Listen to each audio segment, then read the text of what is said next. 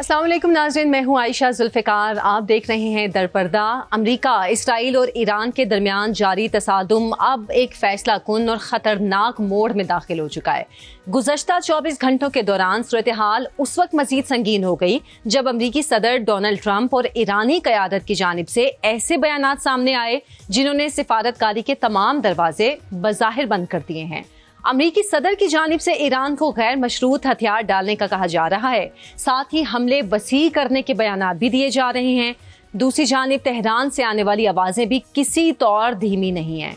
ईरानी सदर ने अपने पड़ोसी ममालिक से मिसाइल हमलों पर माजरत और मजीद हमले ना करने की बात तो की है, लेकिन साथ ही ये भी वाजे कर दिया है कि अगर किसी हमसाया मुल्क से ईरान पर हमला किया गया तो उसका भरपूर जवाब दिया जाएगा।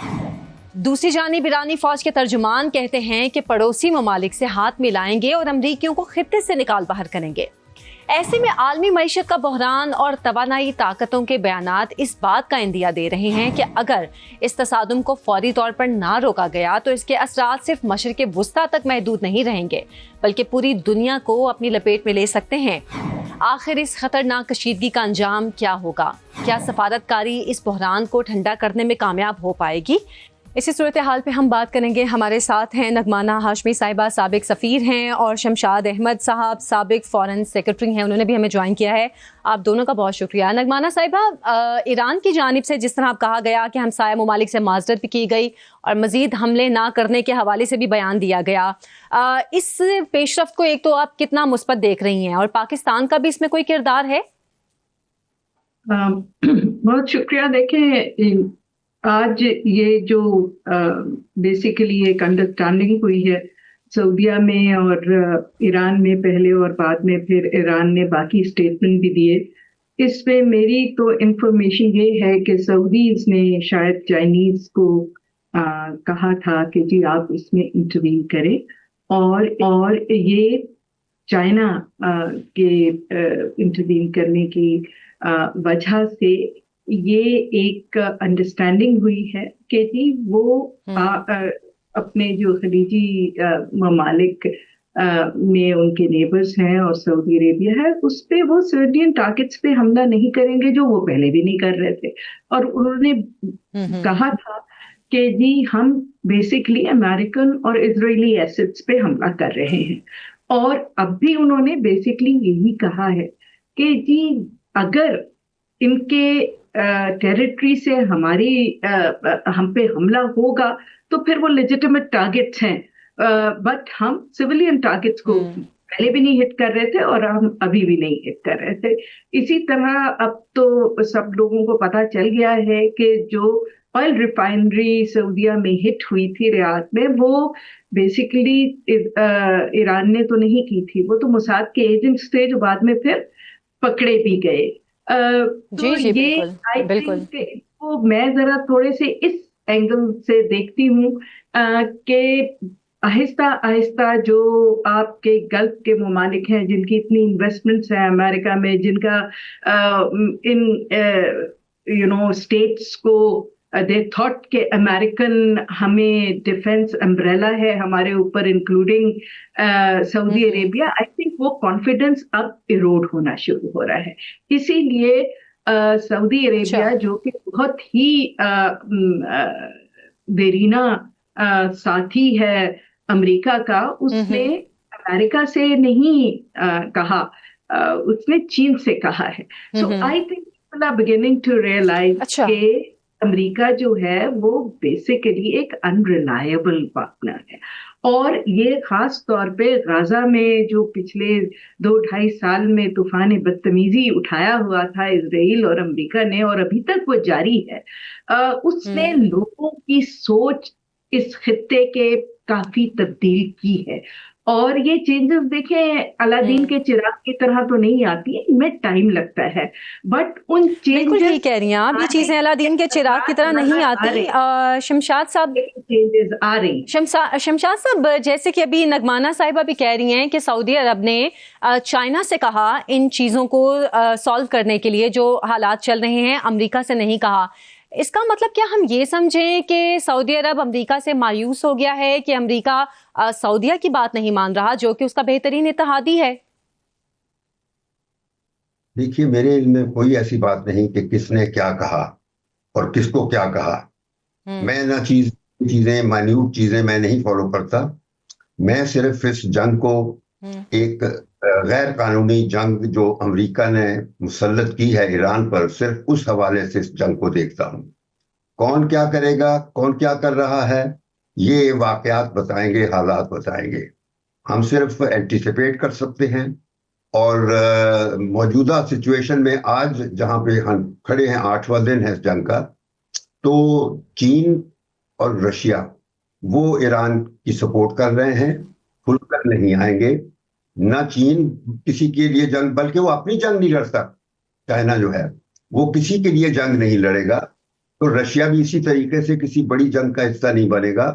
مگر دونوں طاقتیں جو ہیں وہ ایران کی جتنی ممکن جس طریقے سے بھی ہو سکتا ہے کر رہی ہیں. اور ایران کا میں صرف اتنا کہہ سکتا ہوں کہ ایران ایک نیشن ہے، قطع نظر اس کے کہ آج یہ اس سچویشن میں کنفرنٹڈ ہے. مگر یہ جو عرب کی ریاستیں ہیں جو ابھی بات آپ کر رہے تھے، یہ جو ہیں ان کا کوئی نیشن ہوڈ کا کانسیپٹ نہیں ہے. یہ لوگ بدو لوگ تھے جو پہلی جنگ عظیم کے بعد برطانیہ نے، لارنس آف عربیہ نے ان بدوؤں کو پکڑ کے جب سلطنت عثمانیہ کا خاتمہ کیا جا رہا تھا تو ان کو جا کے چھوٹے چھوٹے ملک دے دیے گئے تھے. کسی کو جارڈن دے دیا، کسی کو عراق دے دیا، سیریا دے دیا، اور یہ گلف کی ریاستوں میں عدن دے دیا، اس طرح عمان دے دیا. تو یہ جو بدو ہیں یہ قومیں نہیں ہیں، یہ صرف ریگستانوں میں ننگے پاؤں گھومنے والے، اونٹوں پر چڑھ کر اونٹوں سے پیچھے پیدل چل کے چلنے والے لوگ تھے. اور یہ میں نے سب ان لوگوں کو اس صورت میں خود آنکھوں سے دیکھا ہوا ہے، کیونکہ 1950 60s میں یہ سب ہم دیکھا کرتے تھے. بلکہ میں 1970 میں بھٹو کے ساتھ جب گیا تھا تو شیخ زائد جو بینکوٹ جو بھٹو کا کیا تھا وہ فرش پہ زمینی فرش تھا، ڈرائیور بھی ہمارے ساتھ بیٹھے تھے. تو ان بدوؤں کو اللہ تعالیٰ نے صرف ایک دولت دے دی تھی، آئل آ گیا تو 100 سالوں میں ان لوگوں نے، I must give compliment to them, کہ انہوں نے اپنے عوام کی بہتری کے لیے وہ پیسہ استعمال کیا. آج دنیا کی خوشحال ترین قوموں میں، اور یہ قوم نہیں کہوں گا، عوام میں یہ شامل ہوتے ہیں کہ یورپ سے بہتر زندگی ہے ان لوگوں کی. آج امریکہ کے ہسپتال، امریکہ کی یونیورسٹیاں، وہ سب دبئی، قطر، ان ملکوں میں آ گئی ہیں. یعنی اتنی اٹریکشن ہے because of their good governance. اور اس کے برعکس تماشا آپ اپنے ہاں دیکھ لیجئے کہ آپ کے پاس نہ اکانومی ہے، اور منتیں کرتے پھرتے ہیں، کبھی IMF کے پیچھے پھر رہے ہیں. خیر میں آج اپنی بات نہیں کر رہا، میں یہ کہنا چاہتا ہوں کہ ایران ایک غریب قوم ہے، اور یہ جو ٹرمپ جو ہے یہ بے وقوف ترین انسان ہے. اس کو ایکچولی امریکہ میں اب لوگ نفرت کرنے لگے ہیں. یہ سوائے یہ جوئے کا کھلاڑی، پوکر پلیئر ہے، اس کو نہ سیاست کا پتہ ہے، نہ ڈپلومیسی کا پتہ ہے، نہ ایتھکس اور مورالٹی کا ہے. اس نے یونائٹڈ نیشنز کو تباہ کر دیا ہے.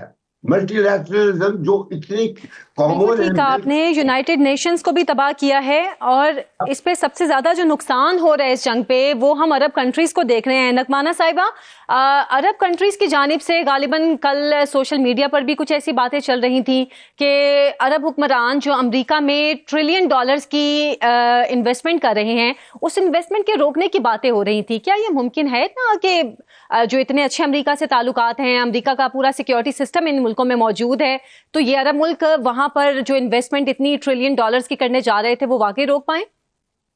دیکھیں اس وقت جو انویسٹمنٹ ہے ان گلف اسٹیٹس کی وہ 5 ٹریلین کے برابر ہے. اور یہ میں نے بھی خبر سنی تھی کہ اس پہ غور ہو رہا ہے. یہ نہیں فیصلہ اس پہ ابھی کوئی نہیں ہوا، لیکن اس پہ غور ہو رہا ہے کہ جی وہ 5 ٹریلین کی انویسٹمنٹس کا کیا کریں، اسے کسی طرح ڈائیورسیفائی کریں. اسی طرح 256 ٹریلین کے جو میں نے فگر پڑھا تھا جو مجھے بہت بڑا لگا، ڈیفنس ایگریمنٹس ہیں. تو دیکھیں اس قسم کے ایگریمنٹس سے اس طرح एकदम से तो आप डिसएंगेज नहीं हो सकते। आपको याद होगा कि इसीलिए जब सेकंड ओआईसी कॉन्फ्रेंस हुई थी और ओआईसी बेसिकली रिवाइव हुई थी और एक इफेक्टिव ऑर्गेनाइजेशन बन के सामने आई थी, तो उसमें इन्होंने इस्लामिक डेवलपमेंट बैंक बनाया था, जिसका मकसद यही था कि ये जो नई नई दौलत अब गल्फ स्टेट्स में, सऊदीया में आ रही है, इसको आप मुस्लिम ममालिक में इन्वेस्ट करें। लेकिन उस वक्त आपने देखा कि उस तरह यूनिटी नहीं हो पाई और ये वेस्ट में, यूरोप में, अमेरिका में इनके बेतहाशा एसेट्स हैं, इनके एसेट्स मुस्लिम ममालिक में इन्वेस्ट नहीं हुए। और अब उस पॉलिसी का आप फ्लिप साइड देख रहे हैं कि आप कंप्लीटली अपनी सॉवरेनिटी बेसिकली डोल आउट कर चुके हैं ना, क्योंकि जब आप अपना डिफेंस डोल आउट कर देते हैं और आपके का डिफेंस कोई और कर रहा है, तो आपकी फॉरेन पॉलिसी भी और जो है वो कॉम्प्रोमाइज हो जाती है। ये डिगॉल को ने जब फ्रांस से निकाला, नेटो से फ्रांस को, तो उसने यही कहा था कि जी डिफेंस और फॉरेन पॉलिसी अगर आप किसी ऑर्गेनाइजेशन को दे दें या दूसरे मुल्क को दे दें, तो फिर आप में क्या रह जाता है एज एन इंडिपेंडेंट स्टेट। तो ये बिल्कुल अच्छा, उसके नतीजे नजर आ रहे हैं। तो ये शमशाद साहब, आज सदर ट्रम्प की जानिब से स्टेटमेंट सामने आई है। जी, मैं कह रही हूँ कि ये तो नहीं हो सकता कि वो कल सुबह उठेंगे और सारे कहेंगे कि जी हम अपनी इन्वेस्टमेंट्स अमेरिका से निकाल रहे हैं। नहीं, it is going to take time. वो बात आपकी बिल्कुल ठीक है, आपने बिल्कुल सही बात की। इन चीजों को भी जाहिर है वक्त लगता है। शमशाद साहब, सदर ट्रम्प की जानिब से बयान सामने आया है कि वो आज ईरान के उन अहदाफ को निशाना बनाएंगे जिन्हें अब तक नहीं बनाया गया। इस स्टेटमेंट को हम कैसे लें? जी, वो तो बहुत कुछ बयान कर रहा है। देखना यह है कि हकीकत में क्या होने जा रहा है। और ईरान के पास भी ऐसी कैपेबिलिटी है, जो मेरा अंदाजा है कि वो अमेरिका को ही नहीं बल्कि इसराइल को भी सबक सिखाएगा इस दफा। वैसे तो दांत खट्टे पहले कर चुका है गुज़िश्ता 12 दिन की जंग में, तो अभी भी वो इनको सबक सिखाएगा। और ये जो सोच रखा है ट्रंप ने, ये सब गलत साबित होगा। और बल्कि जो ये रिजीम चेंज का इसने मजाक बनाया हुआ है, ईरान की रिजीम तो उसी तरह से कायम है, सिचुएशन है वो उसी तरह कंटिन्यूअस है और वो कंटिन्यू रहेगी। तो इस वजह से ईरान की किसी चीज में फर्क नहीं आया। अलबत्ता अमेरिका ने अपना मुंह सारी दुनिया को दिखा दिया हुआ है कि उसके ना उसूल है, ना कानून है, ना एथिक्स है, ना मोरालिटी है। ट्रंप ने यूनाइटेड नेशन के चार्टर को बिल्कुल फेंक दिया है और इस वक्त अमेरिका में जो अपना उनका कॉन्स्टिट्यूशन है उस पर अमल नहीं कर रहा। लोग तंग आ गए हैं वहां पर और इसको इम्पीच करने सोचा जा रहा है। तो ये अभी आप जरा थोड़े दिन देख जाइए, क्योंकि ईरान के कुछ ऐसे हथियार हैं जो क्लस्टर म्यूनिशंस टाइप चीजें, जो देखा जाए तो वैसे तो हथियार हैं, लेकिन लोग चूंकि ना इसराइल ने कन्वेंशन साइन किया था और ना अमेरिका ने किया, तो जाहिर है कि अब ईरान भी वो इस्तेमाल करना शुरू कर चुका है ऑलरेडी। तो अभी आप देखिए कि इसराइल का हशर क्या हो, ये मैं कह देता हूं। इसके अलावा मैं ज्यादा डिटेल्स में नहीं जाना चाहूंगा। आपने मुस्लिम दुनिया यकीनन सब देखना चाहते हैं कि इसराइल का हशर क्या होता है। नगबाना साहिबा, सबसे पहले जो अमेरिका और इसराइल की जानिब से ईरान पर अटैक किया गया, उसमें स्कूल की बच्चियों को निशाना बनाया गया। फिर अब ईरान की पानी की जो तनसीबात हैं, जो पानी के ज़खायर हैं, उनको निशाना बनाया जा रहा है, जबकि ईरान पहले ही पानी की कमी का शिकार है।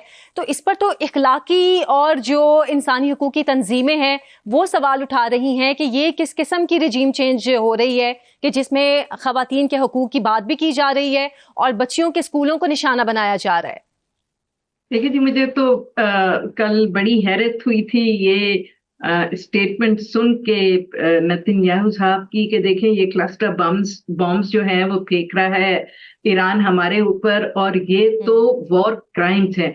अरे भाई, आप तो इंटरनेशनल क्रिमिनल कोर्ट को मानते ही नहीं है। उन्होंने तो आपको पे गिरफ्तारी आपकी का ऐलान किया हुआ है, और आप किस किस्म की ह्यूमन राइट्स की बात कर रहे हैं? आपने देखा नहीं गाजा में क्या किया, आपने देखा नहीं फलस्तीन में और वेस्ट बैंक में क्या हो रहा है, आप लोगों ने देखा नहीं किस तरह उनके ऑलिव ट्रीज जो हैं वो जला दिए जाते हैं, जो पानी के उनके वेल्स हैं उनमें सीमेंट डाल के उनको स्टाफ कर दिया जाता है कि ये लोग ना यहाँ खेती बाड़ी कर सके और भूख से मर जाए। और जितने बच्चे और जिस किस्म का जेनोसाइड गाजा में हुआ है, और जिस किस्म का जेनोसाइड अमेरिका ने अपनी हिस्ट्री में किया है और मुसलमानों का जो पिछले 20 साल से कर रहे हैं, तो ये बताइए कि कौन सी ह्यूमन राइट्स की बात। और अमेरिका तो ह्यूमन राइट्स की वजह से बात ही नहीं करता, बात तो यूरोप करता है ह्यूमन राइट्स की, वो तो ह्यूमन राइट्स की बात नहीं करते।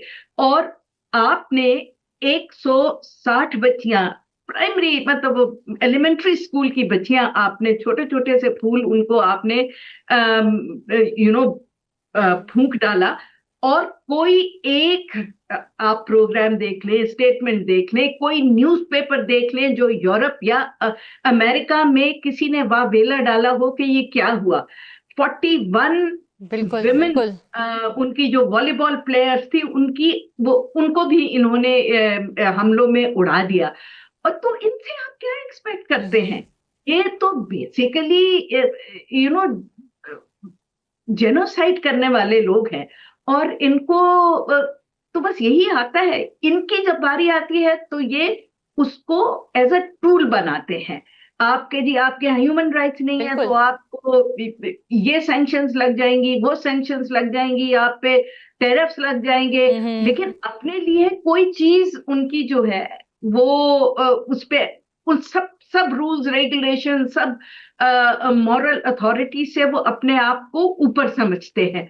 तो जाहिर सी बात है ये शोर यूरोप कर सकता है थोड़ा बहुत, और करता भी है। और यूरोप का वैसे भी आप देखें तो अफगानिस्तान और ईरान के बारे में थोड़ा सा डिफरेंस ऑफ ओपिनियन है, how to deal with them with America. और गुज़श्ता रोज़ स्पेन की पार्लियामेंट में भी इस पर बहुत सवाल उठाया गया कि अमेरिका इस जंग को ख़वातीन के हकूक़ की बात के तौर पर सामने ला रहा है और ख़वातीन पर ही अटैक किया जा रहा है। शमशाद साहब, इस हवाले से अगर हम देखें पाकिस्तान की मगरबी सरहद को, वहाँ पर अब इस जंग के खतरात मजीद बढ़ गए हैं। पाकिस्तान के इस पर एक तो क्या असरात होंगे, और दूसरा सी पैक और गवादर बंदरगाह भी क्या इससे मुतासिर हो सकती है?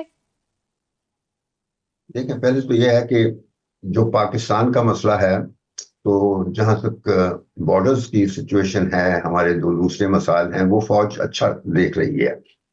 लेकिन ये है कि जो हमारी हुक्मरानियत है, असल मसला हमारा हुक्मरानियत का है, गवर्नेंस का। हमारी मईशत टोटली जीरो हो चुकी है और इकोनॉमिक ग्रोथ जीरो है। आपका इंडस्ट्रियल व्हील जो है वो जाम हुआ है। तो इस सिचुएशन में पाकिस्तान को बहुत और चीज़ों पर तवज्जो देने की ज़रूरत है।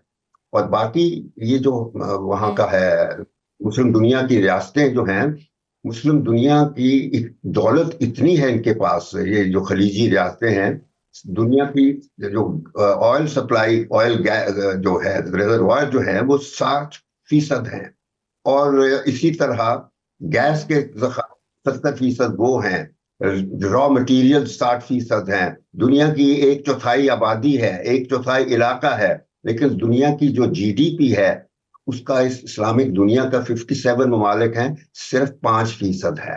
तो इससे अंदाजा लगा लीजिए कि जो ममालिक जिनके पास दौलत है या ज़खायर हैं, वो किस हद तक इस दौलत को मुस्लिम दुनिया की बेहतरी के लिए खर्च कर रहे हैं। वो सारी दौलत जो है वो इन्वेस्ट और सेव उधर होती है मगरब में, यूरोप में, अमेरिका को। और यही वजह है कि इनका डिफेंस जो है उसके भी मुहाफ़िज़ अमेरिकन हैं, जिसकी वजह से यहाँ ना आज़ादी है, तसव्वुर ना कोई सॉवरेंटी है। इन्होंने मुस्लिम दुनिया का जो नाम है वो और मजीद बदनाम कर दिया है। तो बस मैं इससे ज़्यादा और कुछ नहीं कहना चाहूँगा कि मुस्लिम दुनिया का वक्त आ गया कि मुस्लिम दुनिया आज ये सोचे कि अब हमने आज़ाद होना है, खुद मुख्तार होना है, और मगरब से अपने आप को छुड़ाना है। बस ये है। जब तक ہمارے حکمران، یہ جو موجودہ حکمران ہیں، چاہے وہ خلیجی ریاستوں کے ہو یا پاکستان کے ہو، یہ جو ہے نا، ابھی آپ نے بات کی بچیوں کی، مجھے اتنا صدمہ ہوا ہے، وہ 160 ایران کی بچیوں کو جو مارا ہے اور عورتوں کو مار رہے ہیں، کہ اس نے 160 بچیوں کو مارا ہے، اور یہ جو میں سوچتا تھا کہ بھی نوبیل پرائز ملے گا اور یہ ہوگا وہ ہوگا، یہ سب باتیں غلط تھیں، ہونی نہیں چاہیے تھی، اور اب اس کو پاکستانی عوام سے معافی مانگنی چاہیے، یہ ہونا چاہیے بس۔ بہت شکریہ شمشاد احمد صاحب اور نگمانہ ہاشمی صاحبہ ہمارے ساتھ موجود تھی۔ بریک کے بعد ہم بات کریں گے کہ پاکستان میں جو پیٹرولیم مصنوعات میں اضافے کے بعد ملکی معیشت پر کیا اثر پڑا ہے اور عوام اس سے کتنے متاثر ہو رہے ہیں۔ Stay with us. Welcome back ناظرین۔ پاکستان کی معیشت میں بہتری کے حوالے سے مختلف نوعیت کی خبریں زیر گردش رہتی ہیں، اور حکومتی وزراء کے بیانات کے مطابق تو ملکی معیشت میں قدرے استحکام آ چکا ہے، لیکن اگر ہم ملک کے حالات دیکھیں تو مہنگائی اور بے روزگاری کی شرح میں خاطر خواہ کمی دیکھنے میں کہیں بھی نظر نہیں آ رہی۔ گزشتہ روز وفاقی حکومت نے پیٹرول اور ڈیزل کی فی لیٹر قیمت میں 55 روپے کے اضافے کا اعلان کیا، جس کے بعد عام آدمی کی زندگی مزید اجیرن ہو گئی ہے۔ اپوزیشن نے پیٹرولیم مصنوعات کی قیمتوں میں حالیہ اضافے پر شدید تشویش کا اظہار کرتے ہوئے اس فیصلے کو مسترد کر دیا ہے۔ سابق وفاقی وزیر فواد چودھری نے اپنے ایک بیان میں کہا ہے کہ حکومت اس وقت پیٹرولیم مصنوعات پر فی لیٹر تقریباً 100 روپے ٹیکس وصول کر رہی ہے، اور حکومت کو ٹیکس کم کر کے عوام کو ریلیف دینا چاہیے تھا۔ ندیم افضل چند نے بھی سوال اٹھایا کہ جنگ ہو، کرونا ہو، مشکل حالات میں ہمیشہ عوام ہی قربانیاں دیتے ہیں، جبکہ اشرافیہ کی مراد میں کہیں کمی نظر نہیں آتی۔ اب سوال یہ پیدا ہوتا ہے کہ موجودہ حالات میں عوام پہلے ہی شدید مہنگائی کا شکار ہیں، اور روزمرہ اشیاء کی قیمتیں بھی عام آدمی کی پہنچ سے دور ہو چکی ہیں، تو عام آدمی کی مشکلات کب ختم ہوں گی، اور حکومتی معاشی کارکردگی کیا صرف بیانات تک ہی محدود رہے گی؟ ان تمام ایشوز پر ہمارے ساتھ بات کرنے کے لیے موجود ہیں مسلم لیگ نون کے سینئر رہنما اور وفاقی وزیر سرمایہ کاری بورڈ ماہر معاشی امور کیسر احمد شیخ صاحب۔ بہت شکریہ کیسر صاحب آپ کے وقت کا۔ سر، یہ تو اندازہ تھا کہ پیٹرول اور ڈیزل کی قیمتوں میں اضافہ ہوگا، لیکن ایک تو ایک دم سے، اور 55 روپے اضافہ، یہ زیادتی نہیں ہے عوام کے ساتھ؟ بسم اللہ الرحمن الرحیم۔ دیکھیے، دنیا میں قیمتیں پیٹرول کی بڑھ گئی ہیں۔ $60-62 ہوتا تھا برینٹ، جو کہ آج $85 اور اس لیول پہ آ گیا۔ 40% دنیا میں قیمتیں بڑھ گئی۔ ہمارے پاس 25 دن کا ذخیرہ ضرور موجود ہے، لیکن اگر فرض کیجئے کہ ہم قیمتیں نہیں بڑھاتے، دنیا پوری میں قیمتیں بڑھنے سے جو سٹاکسٹ ہوتا ہے یا جو جس نے استعمال کرنا ہے وہ ذخیرہ کر لیتا ہے، ذخیرہ اندوزی ہو جاتی ہے، اور ناجائز اس کا جو جائز استعمال کرنے والے ہیں ان کو نہیں ملتا۔ بڑے بڑے سٹاکسٹ اور جو سرمایہ کار ہیں وہ اس کو سٹاک کر لیتے ہیں، کیونکہ ہر ایک کو لگتا ہے کہ قیمت بڑھ جائے گی۔ تو یہ بہت ضروری تھا کہ ہم ایڈجسٹ کرتے دنیا کی قیمتوں میں، کیونکہ ہمارے پاس اپنا تو پیٹرول کم ہوتا ہے، پرسنٹیج ہمارے پاس زیادہ تر جو استعمال ہے وہ باہر سے آتا ہے، اور یہ جو اسٹریٹ آف ہارمز کے بند ہونے سے، اور یہ اگر جنگ طویل ہو گئی تو اور بھی پیٹرول کی پرائز اور ڈیزل کی پرائز بڑھنے کا احتمال ہے۔ تو یہ اچھا ہوا ہے، حکومت نے صحیح فیصلہ کیا ہے۔ جو ناجائز استعمال ہے، لوگ استعمال میں ذرا یہ دیکھیں، احتیاط کریں۔ مجھے وہ دن یاد ہیں جب میں نے 72 میں پہلی بار ان دنوں میں چائنا جایا کرتا تھا، تو ان کے پاس گاڑیاں ہی نہیں تھیں۔ وہ کہتے تھے ہم سائیکل استعمال کریں گے، سب سے پہلے تو ہم اپنی تعلیم پہ پیسے لگائیں گے اور اپنی ڈیولپمنٹ پہ لگائیں گے، تب گاڑیاں خریدیں گے۔ تو ہمارے ہاں تو ایک آدمی جب جاتا ہے دفتر میں، یا وہ اب اس کے بچے جو ہے وہ اسکولوں میں جاتے ہیں، تو ایک بچہ یا ایک آدمی وہ پورا گاڑی پہ جا کے اس کا سفر کرتا ہے۔ تو اب جو ضروری سفر ہوگا وہ ہوگا، اور غیر ضروری تو سارا اجتناب کریں گے، کنزرویٹ کریں گے۔ جیسے صاحب ہم بھارت کو اگر دیکھیں تو وہاں پر تو پیٹرول اور ڈیزل کی قیمتیں بڑھنے کے حوالے سے خبریں آ رہی ہیں کہ ایسا کوئی امکان نہیں ہے، تو یہ جنگ کے اثرات کیا صرف ہم تک زیادہ آ رہے ہیں؟ نہیں، جنگ کے اثرات تو پوری دنیا پہ گئے ہیں، پوری دنیا میں قیمتیں بڑھ گئی ہیں، کوئی صرف، اور اگر انڈیا نے نہیں بڑھایا تو وہ رشیا سے سستا تیل خرید رہا تھا، اور ہم وہ کیونکہ رشیا سے تیل لے رہے تھے، اور دوسرا یہ ہمارے یہ میں سمجھتا ہوں بہتر پالیسی ہے۔ انڈیا پہ تو بین لگا تھا بیچ میں امریکہ کی طرف سے کہ وہ رشیا سے تیل نہیں خریدے گا۔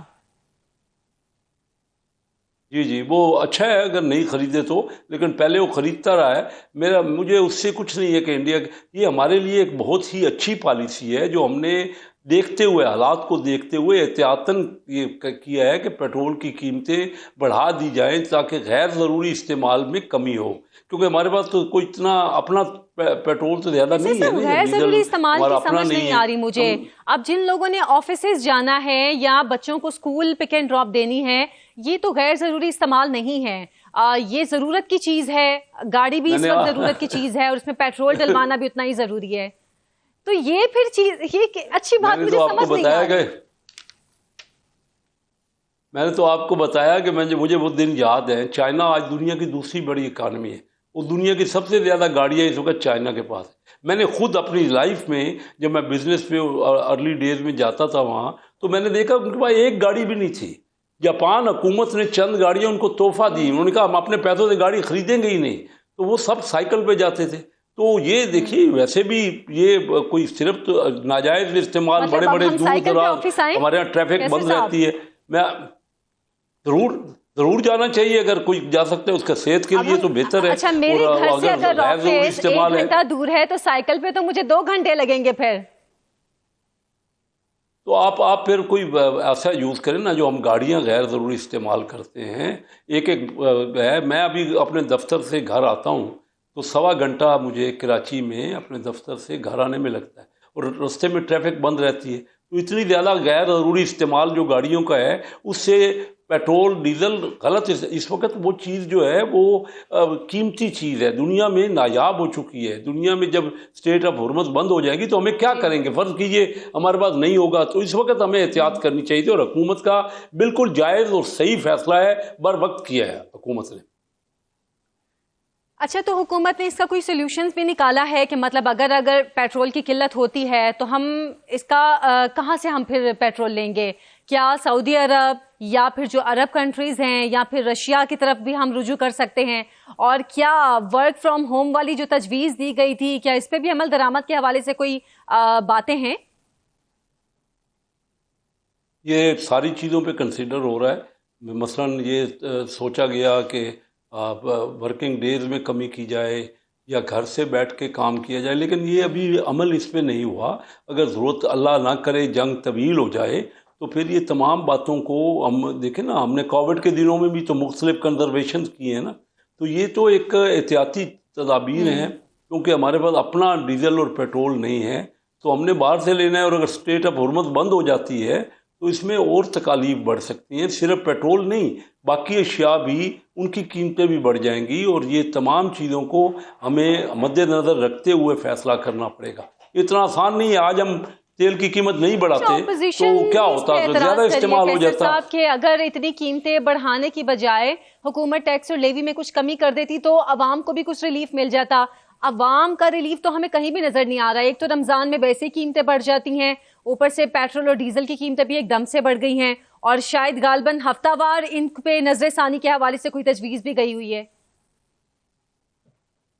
जी हाँ, मुझे एहसास है कि मैं खुद अवाम का बंदा हूँ। मैं यानी अवाम में इलेक्शन लड़ता हूँ। पिछले 33 ईयर से 93 से मैं रेगुलर इलेक्शन कंटेस्ट कर रहा हूँ, और ज़्यादातर इलेक्शनों में मैंने कामयाबियाँ हासिल की हैं। तो ये मैं अवाम को समझता हूँ, अवाम के नब्ज़ पे मेरा हाथ है, मैं बहुत उनके साथ रहता हूँ। मुझे एहसास है अवाम की तकलीफ का, मुश्किलात का, लेकिन हमें ये भी देखना है कि हमारा मुल्क जो है वो किस तरह, देखिए पहले ही हमारा डेफिसिट है, बावजूद कि हमने अपना रेवेन्यू बढ़ाए हैं, इसके बावजूद हमारा बजट डेफिसिट में है और हमें कर्जे लेने पड़ते हैं। तो देखिए, आम लोग टैक्स की तरफ भी तो है ना। मैं खुद बिजनेस रिप्रेजेंटेटिव हूँ। मैंने एक कराची से सबसे ज़्यादा वोट लेके Karachi chamber of commerce industry का आज से 40 साल पहले प्रेसिडेंट बना और वहाँ रहा। तो मैं समझता हूँ उन मामला, कारोबारी लोगों को भी समझता हूँ, उन्हीं का नुमाइंदा हूँ, और मैं आवाम के पास भी, मेरे दिल उनके साथ धड़कते हैं। लेकिन हमें तमाम चीज़ों को देखना पड़ेगा। मैं ये अवामी नुमाइंदों से भी कहूँगा कि अवामी नुमाइंदों के, कैसर साहब, अवामी नुमाइंदों की जो मामलात की आप बात कर रहे हैं कि मैं उनकी जज्बात को समझता हूँ, उनकी जज्बात की तर्जुमानी तो नहीं है। अब अगर रमज़ान में 2 मरतबा पेट्रोल की कीमत में इजाफा हुआ है, एक हफ्ते बाद अगर फिर कीमत में इजाफा होता है तो लोग क्या करेंगे? क्योंकि जाहिर सी बात है सैलरीज उतनी नहीं हैं, और अगर कीमतें बढ़ती जा रही हैं तो लोग किस तरह इस चीज़ को अफोर्ड करेंगे? जैसे मैं पहले भी कह रही थी कि जिसने ऑफिस जाना है उसने तो जाना है, जो बच्चों को स्कूल लेकर जाना है वो भी ज़रूरी काम है, तो फिर किस तरह लोग इस चीज़ को अफोर्ड करेंगे? हम देखिए ना, पब्लिक ट्रांसपोर्ट का ज़्यादा बंदोबस्त करेंगे और करना चाहिए, बजाय कि एक एक आदमी अपने अपनी गाड़ी पे जाता है और वापस आता है, तो वो मिलजुल के इस्तेमाल करें। ये चीज़ें हमें सीखना पड़ेंगी, दूसरे मुल्कों ने ये किया है। कैसे मैं सर, खुद यहाँ पे ब्रिटेन में गाड़ियों आज वालों भी की बात लंदन तो में है आप ही देख नहीं, यहाँ लीजिए पर तो क्योंकि उस आवाम की बात है जो ज्यादातर मोटरसाइकिल पे जाती है। यहाँ पे गाड़ियों वालों को तो चलें आप कह रहे हैं ठीक है, गाड़ियों दुरुस्त वाले है। तो अपनी गाड़ियां साइड पे लगा लेंगे, जो मोटरसाइकिलों पे जाते हैं वो किस तरह इस चीज को अफोर्ड करेंगे?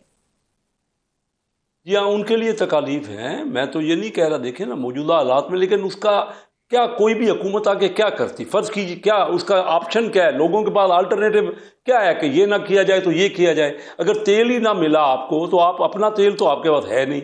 हमारे यहाँ तो देखें ना, वो हमें इन्हीं मामलात पे गुजारा करना है ना। अगर हमें पहले $60 जो तेल मिलता था आज $85 में मिलेगा, तो क्या करेंगे आइंदा?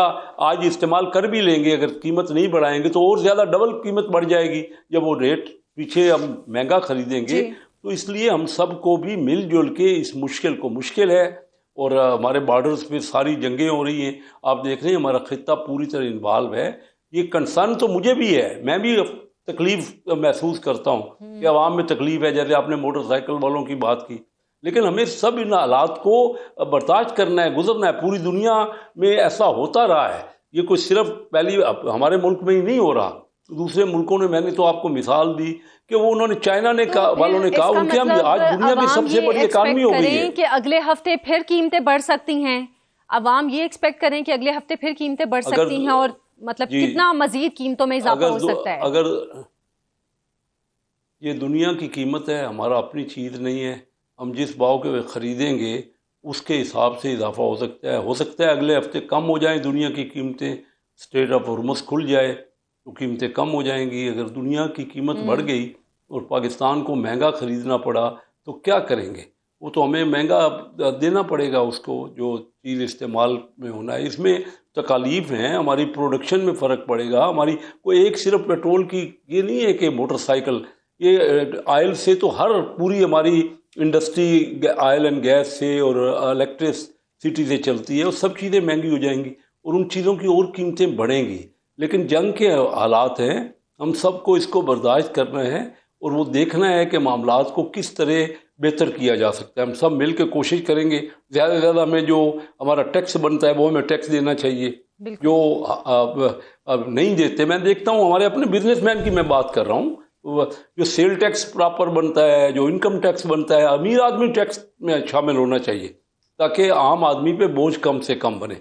और ये हमारे तमाम मुल्क का मामला है, इन हम कीमतों के सबको बढ़ने मिलकर से इस कैसे सब शायद मुश्किल अमीर हालात आदमी को को उतना बर्दाश्त फर्क ना करना। पड़े जितना आम आदमी को पड़ेगा। बहुत बहुत शुक्रिया मुस्लिम लीग नून रहनुमा कैसर अहमद शेख साहब हमारे साथ मौजूद थे। एक ब्रेक से वापस आएंगे और बात करेंगे कि अफगानिस्तान की तरफ से जो पाकिस्तान में अनस्टेबिलिटी की कोशिश की जा रही है उससे खित्ते पर क्या असरात पड़ेंगे। हमारे साथ रहिए। वेलकम बैक नाज़रीन। अफगानिस्तान सिर्फ एक कमज़ोर रियासत नहीं रहा बल्कि बैनुल-अक़वामी दहशतगर्द तंजीमों के लिए एक महफूज पनाहगाह बनता जा रहा है। अक़वाम मुत्तहिदा की सिक्योरिटी काउंसिल की मॉनिटरिंग टीम, सिगार की जायजा रिपोर्ट्स और रूस समेत मुख्तलिफ ममालिक के सरकारी बयानात इस बात की निशानदही कर रहे हैं कि अलकायदा, दाइश खुरासान, तहरीक तालिबान पाकिस्तान और दीगर कई शिद्दत पसंद गिरोह अफगानिस्तान की सरजमीन पर मुनज़्ज़म अंदाज में सरगर्म हैं। रिपोर्ट्स के मुताबिक अफगानिस्तान में 20 से ज़ायद इलाकाई और बैनुल-अक़वामी दहशतगर्द तंजीमें सरगर्म हैं, जबकि तकरीबन 20 से 23 हज़ार दहशतगर्द मौजूद हैं, जिनमें निस्फ से ज़ायद गैर मुल्की हैं। अहम सवाल ये है कि अलकायदा समेत इन दहशतगर्द तंजीमों की अफगानिस्तान में मौजूदगी खित्ते और पाकिस्तान के लिए कितनी खतरनाक है, और पाकिस्तान समेत खित्ते के ममालिक इस बढ़ते हुए खतरे से कैसे निपटेंगे। इस पर हम बात करेंगे। हमारे साथ मौजूद हैं माहिर बैनुल-अक़वामी अमूर अहमद हसन अल-अरबी साहब। बहुत शुक्रिया अहमद साहब आपके वक्त का। अक़वाम मुत्तहिदा और दीगर बैनुल-अक़वामी जायज़ा रिपोर्ट्स जो सामने आई हैं, रशिया की जानिब से भी अभी एक रिपोर्ट कुछ अर्सा पहले आई है और उन्होंने ये साफ कहा है कि अफ़गानिस्तान में दहशत गर्दों की जो सरगर्मियाँ हैं वो बढ़ती जा रही हैं। इसके पाकिस्तान पर कितने असरात हैं, और अब ईरान में भी एक जंग शुरू हो चुकी है, ईरान पर इसके क्या असरात हो सकते हैं?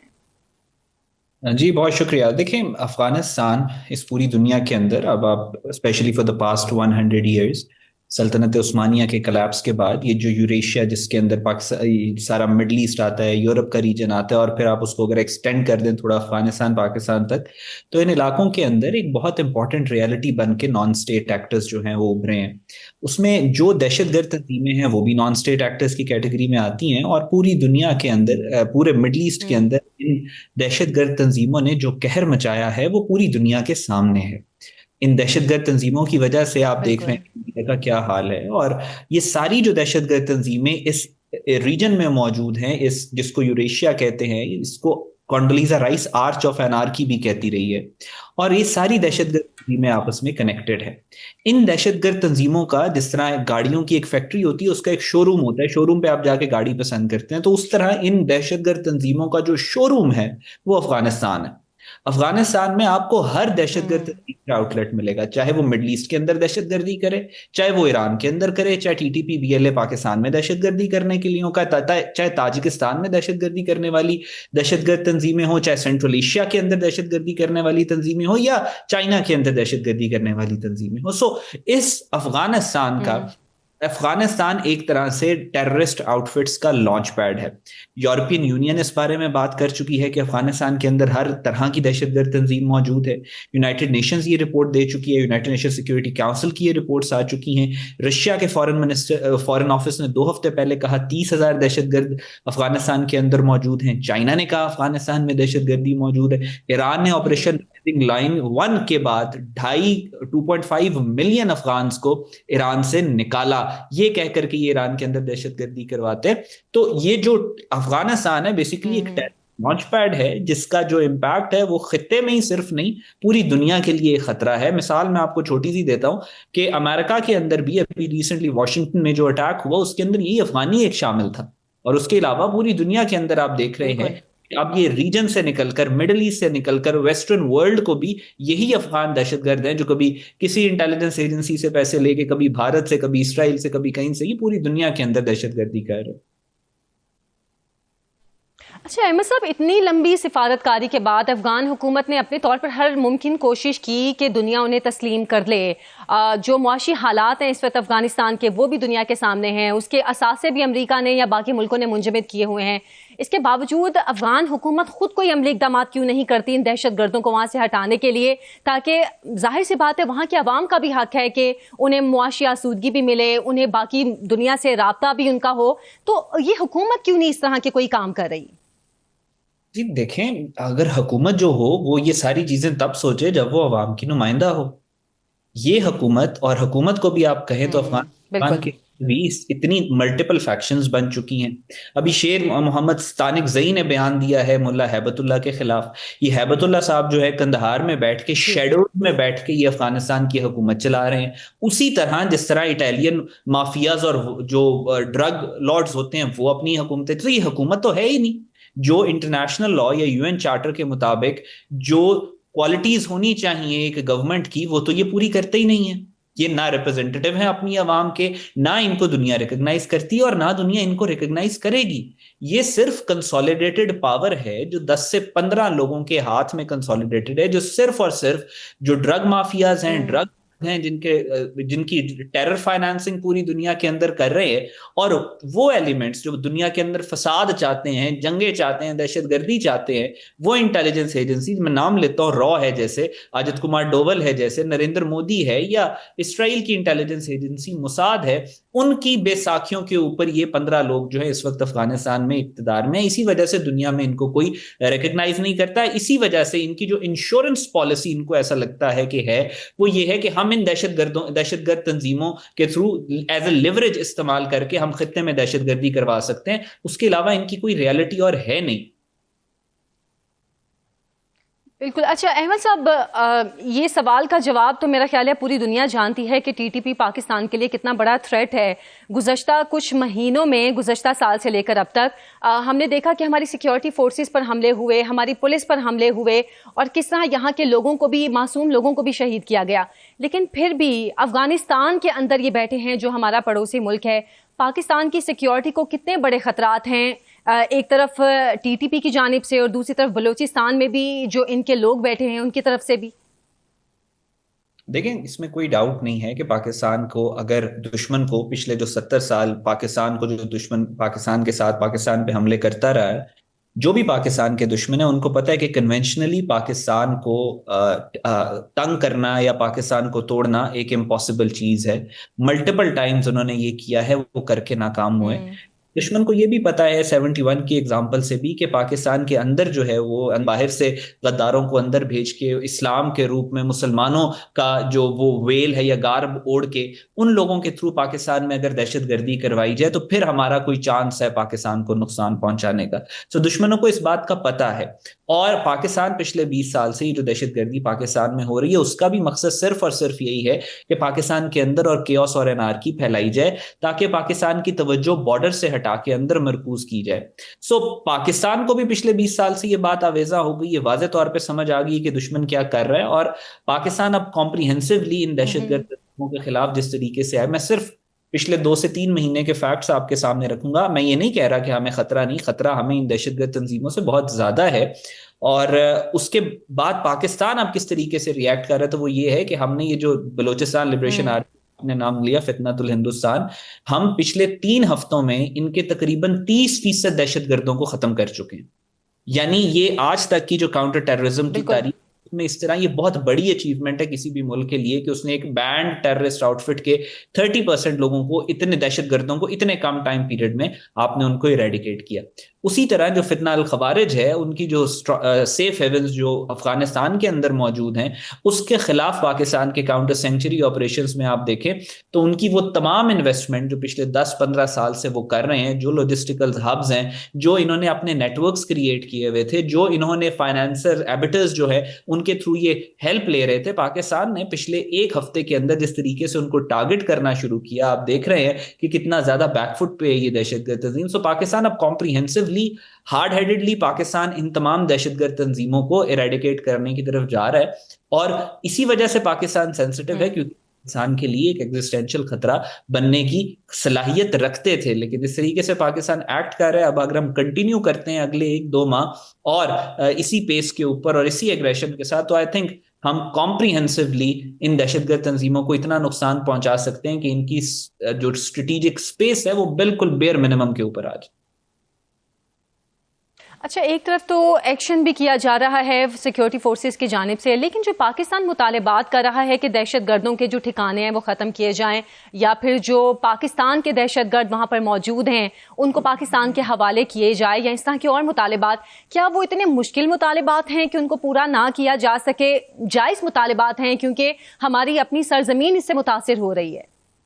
نہیں، اس میں تو کوئی ڈاؤٹ نہیں ہے، پاکستان کے بڑے جائز مطالبات ہیں، اور انہی مطالبات کی وجہ سے ہی تو افغان طالبان آج ایکسپوزڈ ہیں پوری دنیا کے سامنے. یہی مطالبات کی وجہ سے تو افغان گورنمنٹ ہے ان کے اندر سے بھی ان کے اوپر کرٹیسزم ہو رہا ہے کہ یہ پاکستان آپ کو صرف یہ کہہ رہے کہ دہشت گردوں کو ہمیں واپس کر دو یا دہشت گردی کی سپورٹ، اور اس کو صرف اس دہشت گرد تنظیم کو بچانے کے لیے آپ افغان حکومت کا بھی اتنا نقصان کروا رہے ہیں. آپ افغانستان کی ہر ولنریبلٹی، ہر کمزوری پوری دنیا کو کھول کے دکھا رہے ہیں کہ جو پاکستان آپ کے ساتھ سلوک اس وقت کر رہا ہے پوری دنیا کے سامنے ایکسپوز ہو گیا نا افغانستان، صرف اس وجہ سے کہ یہ ایڈمنٹ تھے کہ دہشت گرد تنظیم کو سپورٹ کرنے.